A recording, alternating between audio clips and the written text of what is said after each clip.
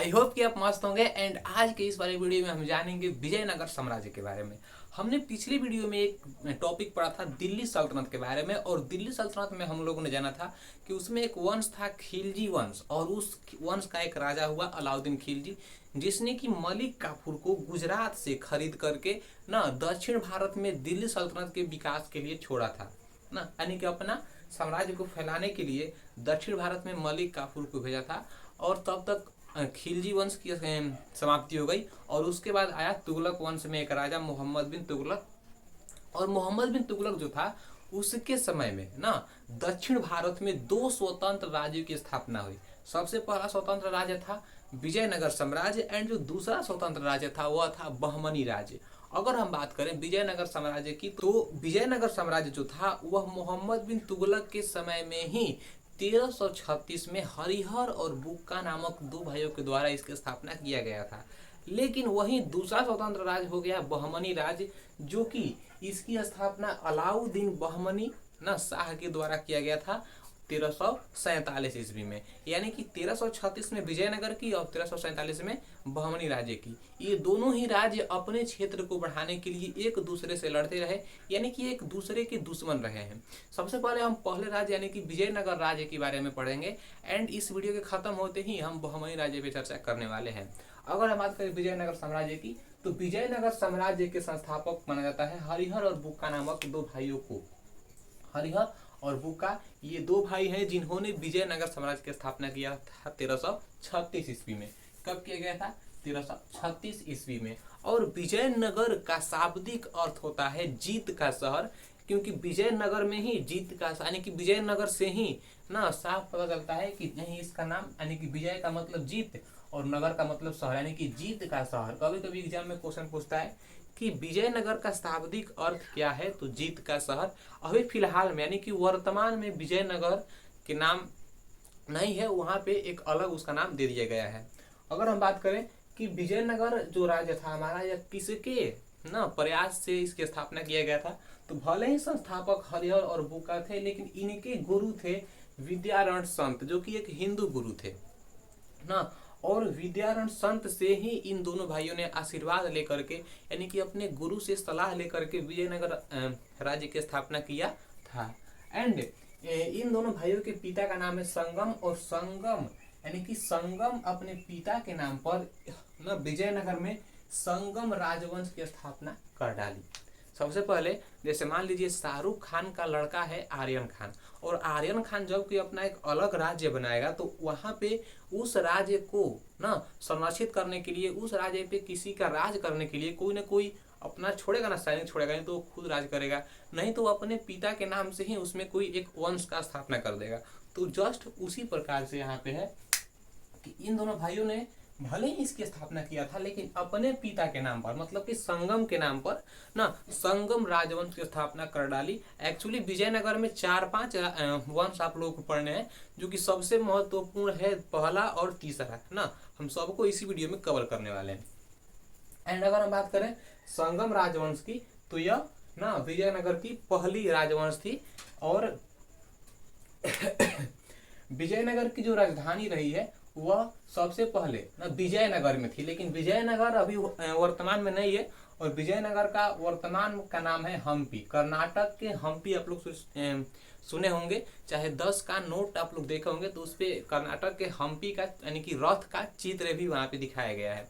तो विजयनगर का वर्तमान नाम हम्पी, जो कि ना इसकी राजधानी रही है। एंड ये जो हम्पी है वह तुंगभद्रा नदी के तट पर अवस्थित है। कहाँ पे? तुंगभद्रा नदी के तट पर अवस्थित है। और विजयनगर साम्राज्य की जो राजभाषा थी ना वह तेलुगु थी। क्या थी? विजयनगर साम्राज्य की राजभाषा तेलुगु थी।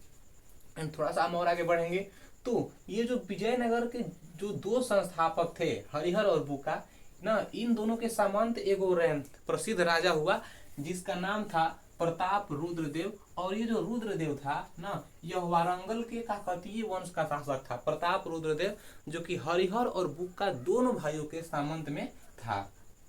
अब देखिए यहाँ से तो इसकी स्थापना हो गई, राजधानी भी हम लोगों ने जान लिया। अब बात करते हैं कि किसने इस पे कैसे कैसे शासन किया है। सबसे पहले अगर हम बात करें कि विजयनगर पे सबसे पहले हरिहर का शासन रहा है, यानी कि हरिहर ने इस वंश पर राज किया है। कब? 1336, यानी कि स्थापना करने से लेकर के 20 साल तक, 1356 तक इन यानी कि हरिहर का राज रहा। और हरिहर का जब राज रहा तो हरिहर के राज के बाद ना, जब इसकी शासन खत्म हो गई तो इसके बाद बुक्का का शासन शुरू हो गया।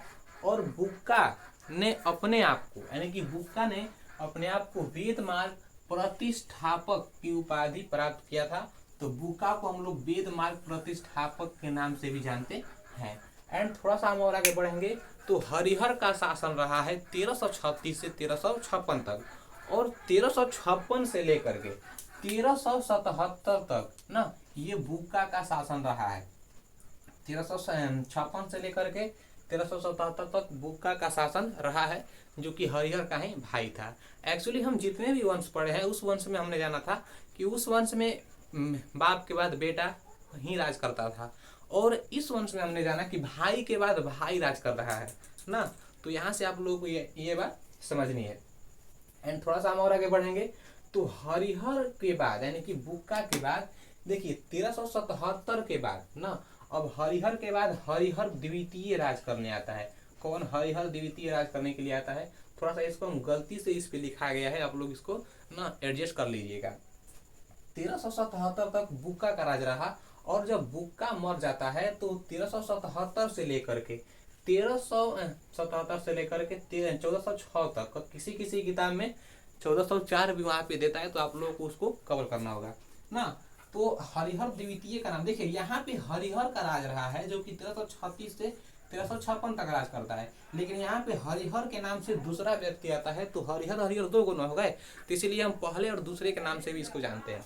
तो हरिहर द्वितीय के शासनकाल में 1377 से 1406 तक रहा है, और हरिहर द्वितीय ने अपने आप को महाराजा धीराज के नाम से भी ना सम्मानित किया था। यानी कि विजयनगर साम्राज्य में अपने आप को महाराजा धीराज किसने बोला था, अगर क्वेश्चन में पूछ दिया तो वहां पे आप लोगों को मारना है हरिहर द्वितीय।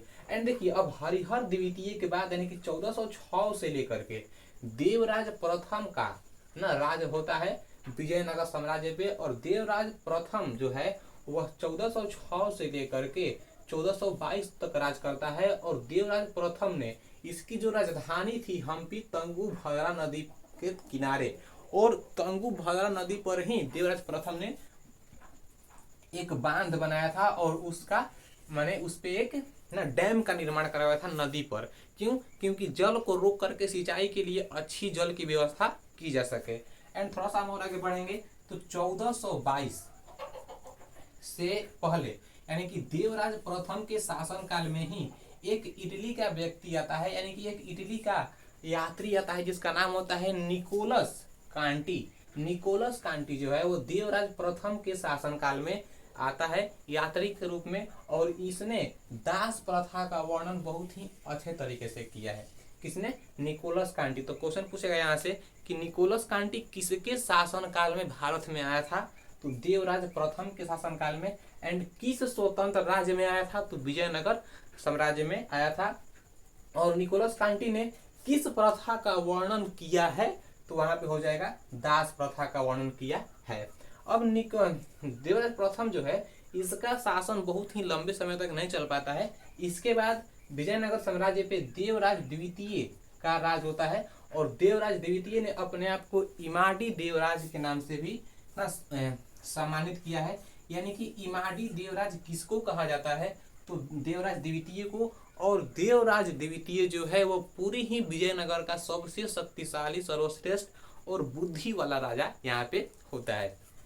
अब देखिए ये जो देवराज द्वितीय है इसका जो समय है वो 1422 से लेकर के 1446 तक रहता है।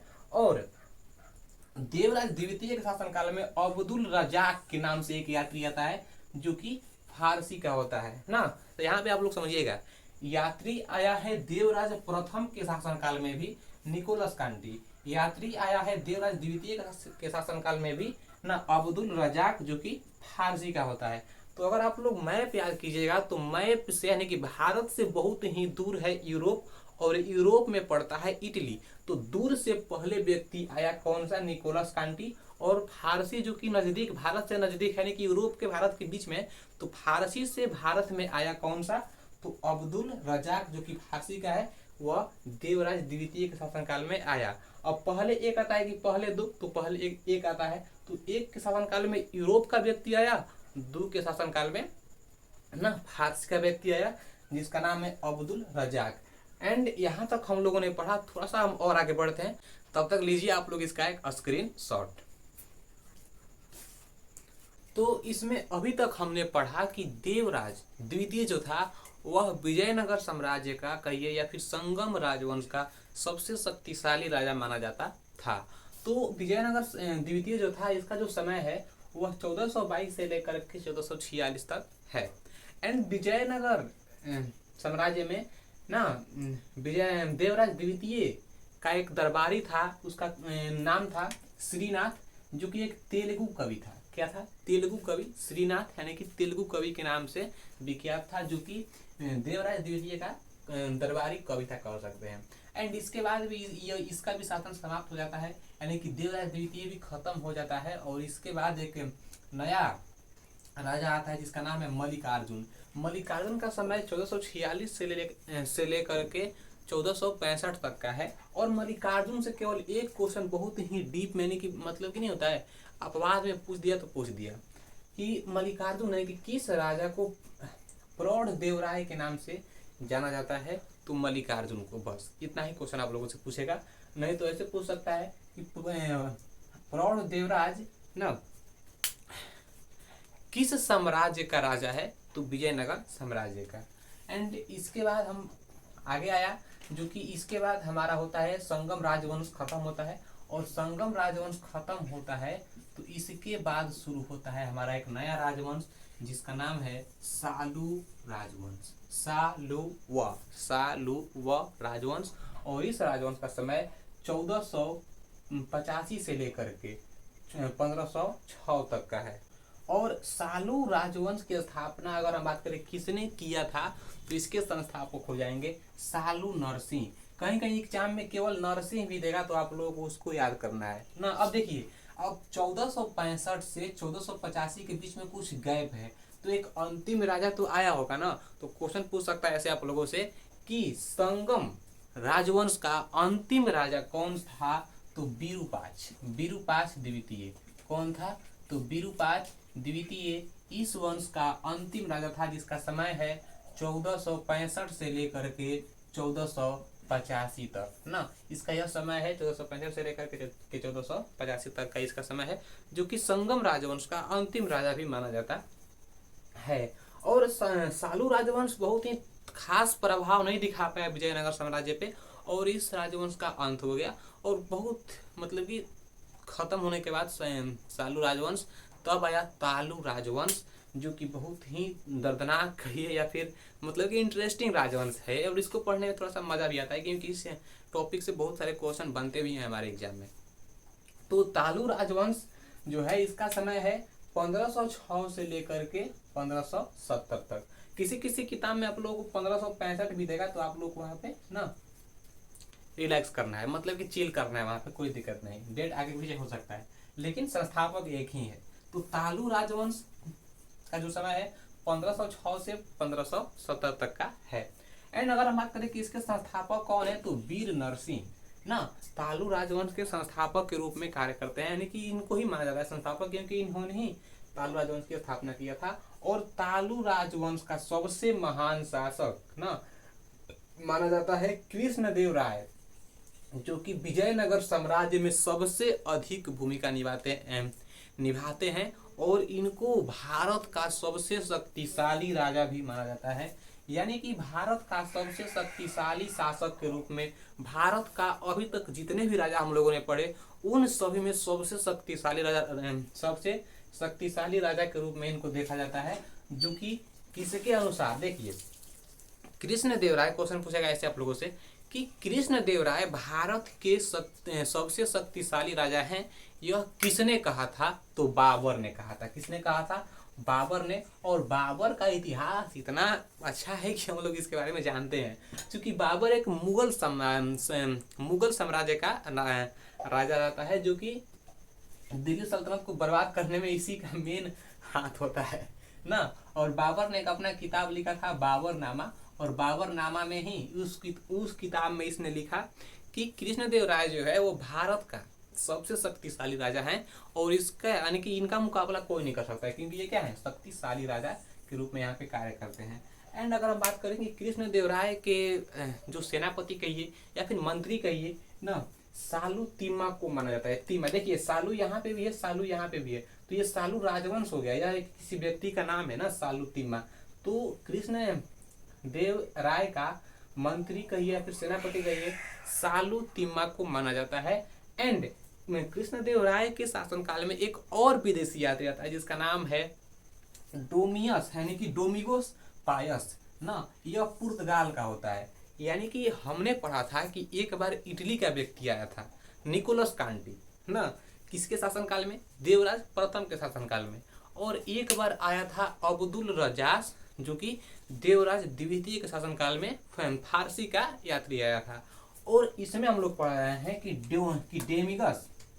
डोमिगस पायस जो है वो पुर्तगाल का यात्री है और कृष्णदेव राय के शासनकाल में आता है। और कृष्णदेव राय ने कौन कौन से कार्य किए, इनको कौन कौन सी उपाधियां मिली हम जानते हैं। तब तक लीजिए आप लोग इसका एक स्क्रीन शॉट। अब आइए यहाँ से हम लोग जानते हैं कृष्णदेव राय के काले करतूतों के बारे में, मतलब कि इसने ऐसे कौन कौन से कार्य किए जिसको कि पढ़ना हमारे लिए इतना महत्वपूर्ण है और इससे एग्जाम में क्वेश्चन बनते हैं।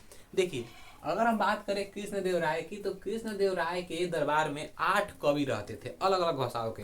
जैसे हिंदी का कवि अलग हो गया ना, मराठी का कवि अलग हो गया। उस समय इंग्लिश बहुत ही कम था, मतलब कि ना के बराबर भारत में इंग्लिश थी। ऐसा नहीं कि इंग्लिश नहीं था, इंग्लिश था, लेकिन भारत में अभी तक नहीं तो उतना प्रचलन इसका नहीं था।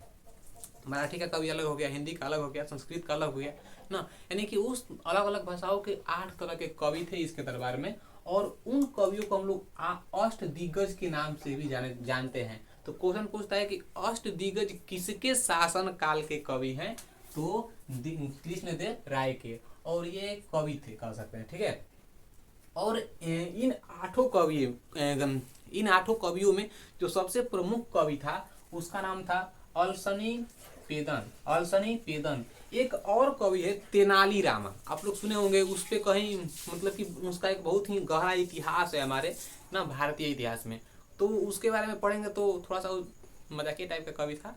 तो तेनालीरामा भी इसी के दरबार का एक कवि था। तो इन अष्टदिग्गज कवियों का सबसे जो सर्वश्रेष्ठ कवि था वह अलसनी पेदन कवि था। और अलसनी पेदन को ना तेलुगु का पिता और आंध्र कविता का पितामह था, मतलब कि आंध्र कविता का पितामह और तेलुगु जो हमारा भाषा है उसका पितामह किसको माना जाता है, तो अलसनी पेदन को माना जाता है, जो कि ना अष्टदिग्गज का सर्वश्रेष्ठ कवि था। और इसी के शासनकाल में, किसके, कृष्णदेव ना राय के शासनकाल को हम लोग तेलुगु साहित्य का क्लासिक युग के नाम से भी जानते हैं। तो क्वेश्चन पूछता है कि क्लासिक युग ना किसके शासनकाल को कहा जाता है, तो कृष्णदेव राय के शासनकाल को, ठीक। और पूरी विजयनगर साम्राज्य की हमने जाना है कि उसकी राजभाषा क्या थी, तेलुगु थी। तो जब राजभाषा तेलुगु थी तो उसकी कोई ना कोई लिपि तो होगी ना। जैसे हिंदी एक भाषा है तो हिंदी की लिपि है देवनागरी, वही तरह से तेलुगु एक भाषा है तो तेलुगु भाषा की जो लिपि थी, यानी कि विजयनगर की जो लिपि थी वह थी नंदी नागरी विजयनगर साम्राज्य की लिपि थी। और अब हम बात करते हैं कृष्णदेव राय के निर्माण, यानी कि इसने कौन कौन से इसने निर्माण किए। बहुत सारा पढ़ना है, मतलब कि भेजा गर्म हो जाता है पढ़ने में। देखिए, सबसे पहले कि इसने एक हजाराराम नगर बसाया था, हजाराराम के नाम से नगर बसाया था। और विठल स्वामी मंदिर का निर्माण करवाया। विठल स्वामी मंदिर एग्जाम में कई बार क्वेश्चन पूछ चुका है कि विठल स्वामी मंदिर का निर्माण किसके शासनकाल में किया गया था, तो कृष्णदेव राय के शासनकाल में किया गया था, क्योंकि इसी ने करवाया ही था ना। और इसने चिदम्बरम मंदिर बनवाया था, फिर वरदराज मंदिर बनवाया, वरदराज मंदिर कांचीपुरम में है, ठीक है। और इसने एक और मंदिर बनवाया था एकम, यानी कि एकम्बरम नाथ मंदिर का निर्माण कराया। अब देखिए, यह इतना निर्माण करा के मर गया, ये तो करके मर गया, अब हम लोगों को तबाह कर रहा है पढ़ने के लिए, यही होता है इतिहास में। अब देखिए, इसने एक पुस्तक भी लिखी थी कृष्णदेव राय ने, इसके पुस्तक का नाम था अमिक्तु ना। अमुक्ता माल्यद इसकी पुस्तक की नाम थी। और इतना रचना करने के बाद में अंततः इसकी मृत्यु हो जाती है और 1529 में यह मर जाता है। यानी कि 1529 में इसकी मृत्यु होने के बाद अगला हमारा जो अंतिम राजा होता है ना, किस वंश का, तो तालु वंश का, तालु राजवंश का अगला अंतिम जो राजा होता है वह होता है सदाशिव। तालु राजवंश का अंतिम राजा होता है। और तालु राजवंश के आसपास में ही न एक बहुत ही गहरा युद्ध किया गया था। कहाँ पे, तो राक्षसी, तंगड़ी और ताली कोटा, बनीहाटी, ये तीनों एक ही युद्ध का नाम है। कभी कभी आप लोग एग्जाम में ये देगा तो कभी ये देगा तो कभी ये देगा। एक्चुअली ये जगह का नाम है, राक्षसी और तंगड़ी ये दोनों जगह का नाम है, तो उस जगह से संबंधित भी दे देता है कभी कभी ना। और इसका नाम है ताली कोटा और कभी कभी बनीहाटी भी देता है। तो ये तीनों एक ही युद्ध का नाम है, ठीक है। यह युद्ध हुआ था 23 जनवरी 1565 में। और इस युद्ध का नेतृत्व कर रहा था कौन, राम राय। कौन कर रहा था, राम राय। और यह युद्ध हमने वीडियो के शुरुआती में ही पढ़ा है कि एक बहमनी राज्य था जो कि ना किसके विरुद्ध काम करता था, तो विजयनगर साम्राज्य के। तो विजयनगर साम्राज्य और बहमनी राज्य के बीच में यह युद्ध किया गया था। और इस युद्ध में विजयनगर साम्राज्य बुरी तरह से हार गया था, और मतलब कि एकदम हार गया था। और हारते हारते फिर उस पर बहमनी राज्य का ना आधिपत्य हो गया। तो ये हो गया हमारा तालु वंश। बस एक और वंश और है इसमें पढ़ने के लिए, बहुत ही छोटा सा वंश है। तो लीजिए आप लोग इसका एक स्क्रीनशॉट, थोड़ा सा हम उस वंश के बारे में भी जान लेते हैं। क्योंकि ये विजयनगर साम्राज्य का सबसे अंतिम राजवंश है और उसका नाम है अराविडु वंश। कौन है, अराविडु वंश, जो कि विजयनगर साम्राज्य का सबसे अंतिम और चौथा राजवंश है। इसका जो समय है हमारे पास 1570 से 1672 तक इसका समय रहा है। और इसके संस्थापक तिरुमल को माना जाता है। और तिरुमल ने ही ना तालु वंश के अंतिम राजा सदाशिव को परास्त किया था और उसको परास्त करके एक अपना अलग वंश बनाया। और उस वंश की राजधानी रखी थी कहाँ पे, तो पेनुकोंडा, एनाकोंडा, कुछ कहना है कह लीजिए, क्योंकि याद करना है किसी तरह से आप ये लोग इसको याद कर सकते हैं। और अराविडु वंश का सबसे अंतिम राजा की अगर हम बात करें तो यह हो जाएगा रंग तृतीय, जो कि इस वंश का सबसे अंतिम राजा है। विजय साम्राज्य में 4 गो राजवंश यानी कि 4 गो राजवंश आया था। सबसे पहले संगम राजवंश, जिसके संस्थापक थे हरिहर और बुका। संगम राजवंश का अंतिम राजा की अगर हम बात करें कि संगम राजवंश का ना अंतिम राजा कौन था, तो विरूपाक्ष द्वितीय था। और उसके बाद आया सालू वंश, जिसके संस्थापक हैं हमारे पास ना सालू नरसिंह सालू राजवंश के संस्थापक रहे हैं। और सालू राजवंश के बाद आया तालु वंश, जिसके संस्थापक वीर नरसिंह रहे हैं। तो वीर नरसिंह तालु वंश के, और तालु वंश का अंतिम राजा हमारे पास हो गया कौन, सदाशिव। और सदाशिव को परास्त करके तिरुमल ने अराविडु राजवंश की स्थापना किया था। और अराविडु राजवंश का अंतिम राजा कह सकते हैं हम लोग ना रंग तृतीय है। और विजयनगर साम्राज्य का अंत किस युद्ध से संभव हो पाया था, तो एक होता है हमारा ताली कोटी का युद्ध, जो कि हमारे पास 23 जनवरी 1565 में घटित हुई थी। 23 जनवरी 1565 में घटित हुई थी। और इस युद्ध के ना नेतृत्व कर रहा था राम राय। कौन कर रहा था, राम राय। तो यहाँ तक हमने पूरी विजयनगर साम्राज्य पढ़ ली है। एंड अगले वीडियो में हम लोग ना बहमनी राज्य पे चर्चा करेंगे। लेकिन उससे पहले आप लोगों को पढ़ना होगा कि विजयनगर साम्राज्य में किस चीज को क्या बोला जाता था। तो हो सकता है कि अगला वीडियो हमारा इसी टॉपिक पे आए या फिर बहमनी राज्य के बारे में आए ना। इन दोनों में से कोई भी टॉपिक आए, आप लोग इसको मिस मत कीजिएगा, क्योंकि ये बहुत ही जरूरी है आप लोग के लिए समझना। तो विजयनगर साम्राज्य का दुश्मन ही बहमनी राज्य है। आप लोगों ने विजयनगर के बारे में इतना पढ़ा है तो आप लोगों को जरूर बहमनी राज्य के बारे में पढ़ना होगा। तो मिलते हैं एक अगले वीडियो में एक नए टॉपिक के साथ, तब तक के लिए धन्यवाद।